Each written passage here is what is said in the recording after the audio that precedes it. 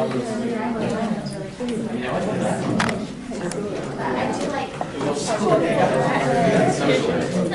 it rolling? Yes. Does it say rec? Yeah. Okay. Hello. Hello. How is everyone? Fine. Good. Well, you guys should all be really excited because we're talking about extensions, which are one of the most exciting parts of debating. Can anyone tell me what they think of when they hear an extension? More time to finish your homework. That would apply not in debating. Very close. Furthering an argument? Right. So this conception of furthering an argument or providing a new argument or new material is basically what people tend to think of when they hear an extension in debate. For the second half, it's your job to add something or contribute to the debate. Now, that sounds sort of easy. Like I just need to come up with a new argument or like a new way to look at this debate. And sometimes that is really easy. Sometimes there's just tons of arguments running around everywhere, and you can pick whichever one you would like to. But oftentimes it's not the case, because motions have 3 arguments, and you happen to be with teams that are quite good in the opening half, or at least decently not bad, so they do say things that are relevant. And therefore, it's your job to sort of come up with something, or to frame something in a different way, so you are actually adding to the debate, or you are actually contributing. So what I'm going to do in this lecture, which won't be too long, because the second part of this activity is going to be you guys actually getting motions with your partner, and me and Ryan, my assistant, are going to tell you your motion, and then we're going to tell you what your opening team said.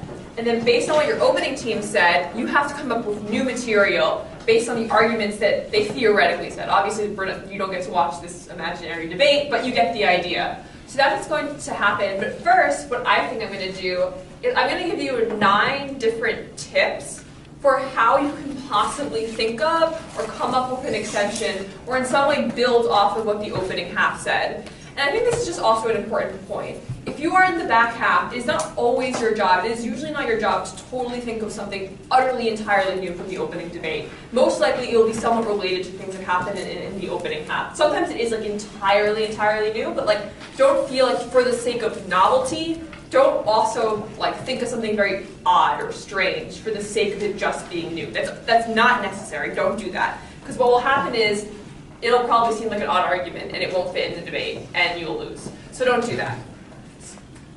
Okay. So some of these tips might seem obvious, but I just think writing them down, because I've seen these things happen through judging, by participating in lots of debates, and I think these are good reminders as debaters of how to sort of go and approach things from the back half. So the first tip may seem really obvious, but it is called look at all the operative words in the motion. So what that means, anything other than the or like and, anything that has an actual meaning, make sure you're looking at every single word. I have seen debates that play out where people either pick parts of the motion in the debate, or they like entirely miss the meaning of the debate because they don't read it right or they do something incorrect. And that happens more often than you would think. And so what is your job? If you see it unfolding as a back half team, you should point that out, one. Or you should, as the teams are starting to debate, read the motion again. Like, think about what the motion is actually trying to ask for, and make sure that the opening half is actually dealing with what's going on. So here's an example. Think about pronouns or proper nouns. Oftentimes, a motion will involve something quite specific. It'll involve something like a country, or it'll involve a particular organization or a particular actor. Frequently, people talk in generalities, so they don't actually talk about like a specific actor that's being addressed in the motion. They talk about something less specific. So it's your job as the back half, if you see that happening, to remind the debaters this motion is about a very particular thing. It's not about something so general. So like, for example, in the debate that we just had about the public defenders in criminal cases, right? What I think was missed partly in my debate is talking about the specifics of these, like, what is like criminal law versus just general law. So like, they were talking about lawyers and like defense and things like around the topic. They didn't necessarily engage with like who these, like what types of cases are we dealing with? So again, just like remembering that you should actually be thinking about the specifics that are going on in the motion. Or frequently people debate like half of something. It'll say to do this and that. And people talk about the part they know more about because they are uncomfortable talking about the part that they know less about. So if you see that happening, it's your job to say, they only talked about half the motion. There was another half of the motion, so we're going to extend on that by talking about the whole motion in its entirety. So that's the first tip. Seems simple, but you'd be surprised. Okay. The next tip is do a stakeholder analysis. So in a debate, there's lots of different parties that are generally going to be affected, or there are going to be lots of parties involved. What you can do if you feel like, you know, the first couple teams said like some basic general arguments, they were pretty decent, they weren't foolish, you can do a stakeholder analysis. So you can say, we're going to look at the incentives of this group and how it will impact these groups, because those are the people involved in the motion. So do we understand that one? So you're trying to pick different groups that are involved. So what that may mean is saying we're going to look at like this minority group and how they're affected, or we're going to look at how like these groups of countries are affected, or that maybe we're going to look how children are affected, or parents are affected, or how this like sector of the like, economy is affected. So you're just trying to think of different ways that you could impact the debate. Basically, you're trying to say, you know, this is like. One, you're being specific because you're talking about a very specific group, so you're more likely to have detail. But also the second thing is you're more likely to like actually cover the spectrum of groups and people involved. If you sit with your partner and say, look, they said all the arguments, but like let's break it down. Like what are the pieces? Like who's involved in this motion? Like how are the incentives going to play out, and what are the impacts going to be? So that's the second thing: is do a stakeholder analysis if you feel like you're kind of struggling to come up with a new way to phrase the debate. Okay. The third tip is going to be filling in the links. So a lot of times I see this, debaters say a lot of really big impacts. So like this is gonna, like we're gonna save the world, we're gonna stop poverty, we're gonna, you know, create gender equality, and it's gonna be all great. But they don't actually explain how that really happens. And that's where a lot of people lose debates, is they don't do the work to get from the start point to the end point that they want. So where a lot of backpack teams end up like running away with the debate is they say, look, we heard like a lot of really nice things from our opening half, like they had great ideas, but they didn't really tell us how we got there. So good back half teams tend to do this the most. And I think this is the most common strategy, is just to fill in the pieces that the opening teams missed. So that is the next tip, and I think probably actually the most important, because like doing causal links is actually quite difficult sometimes, especially when a policy may seem pretty far away from the end goal. Okay, so the fourth tip that we're going to use is something that I'm going to call principle versus practical. Sometimes there isn't much of a distinction, but it's a good way to sort of look or frame a debate in a different way. And sometimes there are like general principles that aren't really linked to the practical like outcomes of the debate. So I think a lot of times teams will talk about just pragmatics. They'll be like, this is like a list of things that will happen afterwards. But they don't really talk about sort of the general principle behind the debate, or things that may back up the practical arguments that they're saying. I think a really strong team does both. Like they don't really have just practical arguments, they don't have just principle arguments. They're usually really good at sort of combining both these things. So I think what you can look at is, if you're kind of struggling for the back half, is just look to think whether or not they talked about like both the principles and like the practical effects of the motion. So for example, let's say the motion is this house would legalize all drugs. It's like a fairly standard motion. But in that motion, it's pretty easy, I think, to kind of list a bunch of like effects that would happen if we legalized all drugs. Like it's a policy motion. But I think a really good team might also go into like sort of a more principled lens of looking at the debate about, you know, like what is the role of government in sort of allowing us to do what we want and as we please. Like if life is just about having, I don't know, like tantric experiences and like losing yourself and doing all these things, like that is the actual like best world we should live in.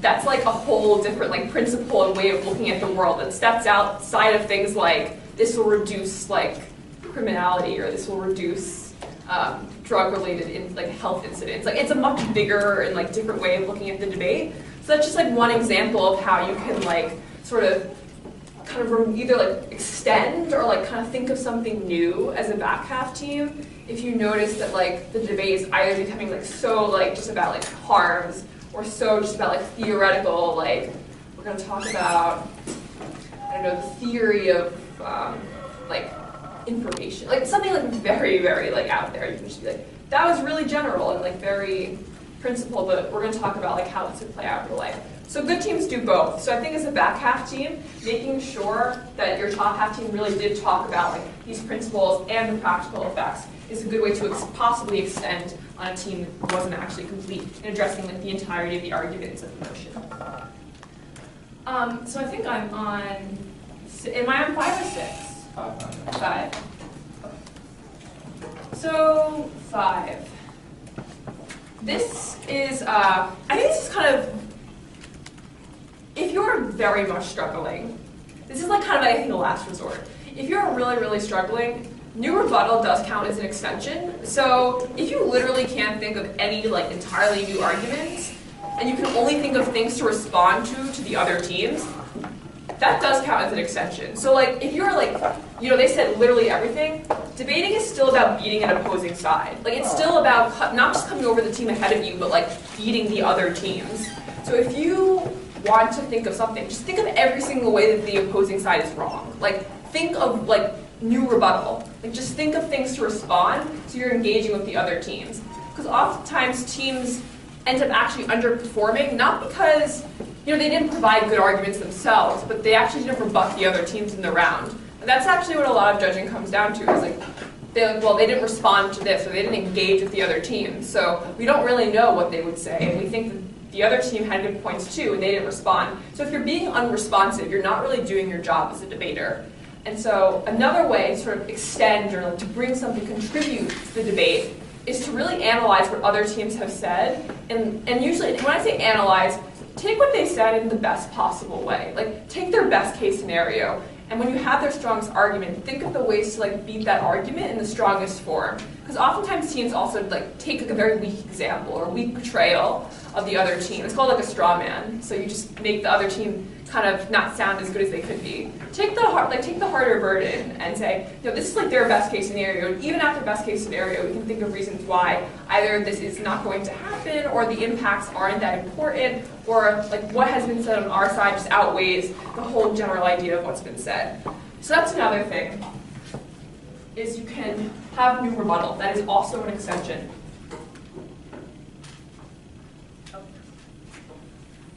So the sixth tip is long-term versus short-term harms.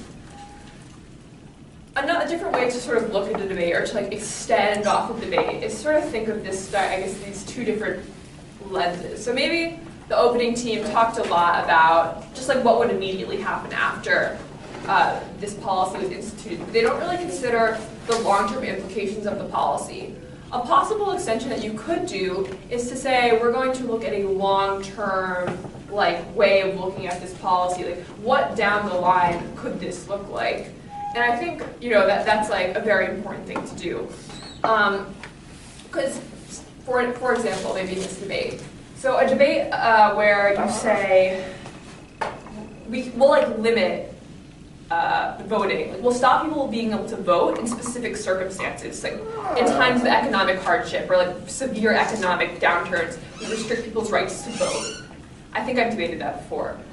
In that debate, you might talk about like literally just like what's going on in that crisis and the effects and the impacts of like, well, when we suspend it and like this would happen, this would happen. But think about it like in the long term, like the implication of like having a precedent where you can just suspend voting like at random times because of like your GDP isn't the right level. Like that does set a precedent for the stability of democracy in the long term, potentially in countries where there isn't strong histories of democracies, and how like down the line that could lead to a situation where you actually do see more like authoritarian governments sort of coming into play. So you kind of see how like some teams might have focused like on a very short term way of looking at the debate, but another team could have been like more like proactive in thinking like, well, how does this look in like 50 years? Like, what does this sort of look like? Or like, what are we saying, like, in a bigger picture?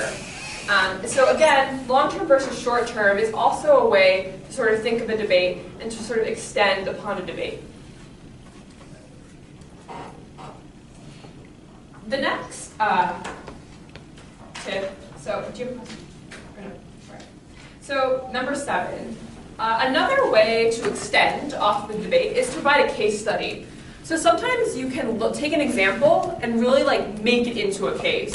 You can sort of analyze it piece by piece to kind of make a whole new extension that is actually much better than was given from an opening team. Because sometimes, and I think in debates, there's a tendency to fall back on sort of general like ideas or arguments, but they don't really have any foot in reality in some way. And so what a good back half team can do is they can take an example where like the thing that the opening teams were talking about really did happen, and they can analyze that, like extract the generalities from the example, but then it's like set in real life. So what they do is they make a real picture for the judge. Like the judge can really physically see how this would look, and then at the end of the day, they were the ones who made the debate like actually come sort of to life and actually be more concrete. And so another way to sort of have legs in a debate, if you think like, well, oh, shoot, the opening teams like really just said everything. Think of examples, like think of like things that have happened, and like build cases off of the examples, because sometimes it actually does, like it sticks. Like a good example can really stick in a judge's mind, and a case study can like have a lot of salience because other teams tend to engage with them, and all of a sudden, maybe you don't win the debate, but you're like not last. And so that's also a big thing. Like, you don't want to get the 4. Like it might not always be about getting the 1, because sometimes you're in really hard rooms and it's very hard to always get the 1. But you don't want to come 4th, you want to come like 3rd or 2nd. And it's just about providing something that's like substantial in the debate. So thinking of a case study, looking at something through that lens is also a good way to extend or to bring something to a debate where you think that like, all the obvious arguments have been taken. The 8th tip is you can provide an alternative or like a different version of the world, I guess, or kind of like a counter prop, but not really. So I heard that there was like a discussion about counter props recently. But sometimes teams in the opening half will just say why the other team is wrong without actually creating an alternative view of the world. And the reason why that can be dangerous is because let's say that they actually said some smart things. What if the judge believes that their world will, at the end of the day, be like slightly better? Like not a lot better, but slightly better. And you provided no alternative. Like you provided no alternative picture other than just being like, you know, these bad things were happening, or the opening half did that. And so what you can do is you can say, we agree with like all the bad things that the opening half said would happen, but what we're going to do from a closing half is provide like a mutually exclusive alternative that we think would add like a series of benefits. So you're making a more complete case, or you're like adding something pretty substantial to the debate. So that's another thing you can do, again, if you feel like the opening half is kind of like taking your extensions, like taking arguments, is to sort of think of alternatives, think of different ways that a specific policy that can be introduced. And here's the last and the 9th tip that I have. And it's just being more comparative. And I know, again, that sounds kind of general, but you want to come ahead of the other teams, and you want the judge. I think being comparative basically means you're doing the work of the judge. What you're doing is you're sort of comparing the teams and where you stand in relation to the teams, so the judge doesn't have to do it, which is good because that means it's less likely to fall into the judge's mind, which you don't have control over, and it's more likely to be what you want it to be. And so from the back half, good back half teams that are very comparative, like they really show like how their arguments relate to the opening half and to the other teams in the round, tend to do very well because like they have said everything exceptionally clearly for the judge, and that means the judge is more likely to favor that team because they have done the work, they have been comparative to the other teams. Too often in debating, speeches are like, I guess the saying is, passing ships in the night. Like, it's just people saying stuff, and then the judge is left with a bunch of stuff, and they have to be like, how does this stuff fit together in some sort of way that we can come up with a ranking? Which means, again, that's risky. You don't want to like have that be the scenario. You want to do the work for the judge, and you want to be comparative, and you can do that in back half. Like, the opening teams have way less of an opportunity to do that comparison than a back half team would ever. So as the back half team, you should use the fact that you're in the back half, you have extra time, you can listen to what every single person says, or like not everyone, but like a lot of people ahead of you, well, 4 other people ahead of you if you're your extension speaker, and what they have to say, and you can use that to your advantage and actually place yourself ahead of other teams by being strategic, by like literally comparing yourself, like weighing out the costs and benefits of each side. So those are my 9 different tips of ways when you feel like, how are we going to come up with something that you can sort of go back to this list and be like, well, have we done all these things? Have we thought of the short term versus the long term? Have we thought of all the stakeholders? Have we been comparative? Did we actually have like all the rebuttal that we needed? Or like, so just going back to this list and thinking of it that way, I hope will be helpful for you. Yeah. So I'm kind of confused about how to structure an extension and present it in a way that seems not derivative. Because I feel like even when I use this list and have arguments, it seems like the arguments kind of come off as derivatives. So how do I present an extension as like being new and being specific? So like in part, it actually is about like providing new material. Like it is about like, unfortunately, having new content. Like you do have to have some, on some level, new content. Like it's impossible to hide if you're literally saying exactly the same thing. So that's the first thing. But I think what you can do to basically point out where you're new and where someone else isn't is to just say, we know that the opening team said X, but we're saying Y.